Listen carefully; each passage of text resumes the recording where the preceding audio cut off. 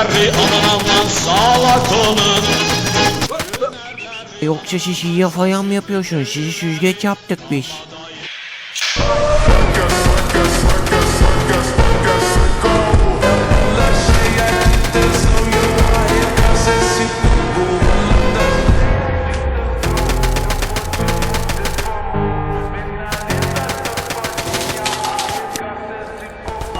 Barry.